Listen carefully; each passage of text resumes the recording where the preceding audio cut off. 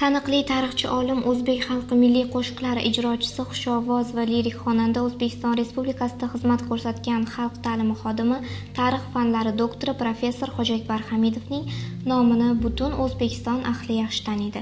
Hojiakbar Hamidov 1949-yilda Toshkent shahrida tug'ildi. Zangiota tumanining Nazarbek qishlog'ida istiqomat qiladi.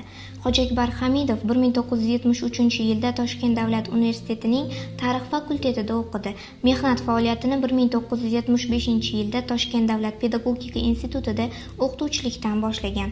1982-1985 mazkur institut aspiranturasida tahsil oldi.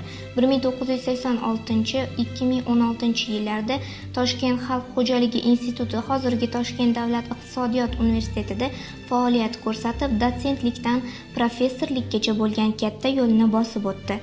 20-asrning 60-yillarida O'zbekiston qo'shiqchilik san'atiga o'ziga xos takrorlanmas jarangdor ovoz bilan kirib kelgan yosh Hojiakbar Hamidov O'zbekiston xalq hofizi Faxriddin Umarovning sevimli shogirdi sifatida xalqimiz o'rtasida lirik xonanda bo'lib tanildi, mashhur bo'ldi. Hojiakbar Hamidov 1969-yildan boshlab O'zbekiston televideniyasi va radiosining turli dasturlarida o'z qo'shiqlari bilan qatnashib kelmoqda. U 1972-yildan hozirgacha O'zbekiston davlat filarmoniyasi O'zbek konsertlarida yakkaxon xonanda sifatida faoliyat ko'rsatmoqda. Hojiakbar Hamidov institutda ishlab yurgan va aspiranturada tahsil olgan yillarida O'zbekistonda musiqa madaniyati tarixi bo'yicha ilmiy tadqiqot ishlarini olib bordi. Aynan u o'zi juda yaxshi bilgan ikki soha, o'zbek xalqi qo'shiqchilik san'ati hamda O'zbekiston tarixi fanini uyg'unlashtirgan holatda madaniyat tarixiga oid o'ziga xos va betakror tadqiqotlar yaratdi.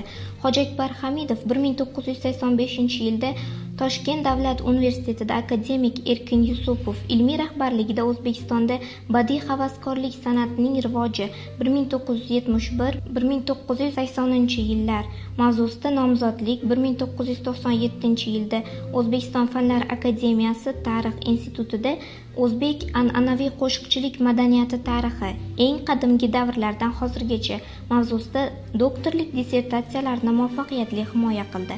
Hojiakbar Hamidov O'zbekiston tarixi va madaniyatiga oid 100 dan ortiq ilmiy va ommabop maqolalar, 3 ta monografiya, 20 dan ortiq tarixiy risolalar, turli darsliklar va o'quv qo'llanmalari muallifidir. 2012-yilda jamoatchilik asosida faoliyat ko'rsatadigan Turon Fanlar akademiyasini tashkil etish va uning dastlabki ishlarini yo'lga qo'yishda Hojiakbar Hamidovning xizmati katta bo'ldi. Turon Fanlar akademiyasi tomonidan 2013-2016 yillarda o'zbek va rus tillarida Turon Fanlar akademiyasi axborotnomasining 4 ta katta to'plami chop etildi.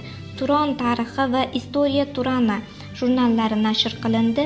Serqirra olim va jamoat arbobi Hojiakbar Hamidov ayni paytda Turon Fanlar akademiyasining birinchi vitse-prezidentidir. Hojiakbar Hamidov Mehnat Shuhrat ordeni, O'zbekiston Respublikasida xizmat ko'rsatgan xalq ta'limi xodimi unvoni, O'zbekiston Respublikasi mustaqilligining 15 yilligi, O'zbekiston Respublikasi mustaqilligining 20 yilligi va O'zbekiston Respublikasi mustaqilligining 25 yilligi ko'krak nishonlari bilan taqdirlangan. Hojiakbar Hamidovning ilmiy va murabbiylik hamda madaniyat sohasidagi faoliyati to'g'risida hujjatli filmlar suratga olingan.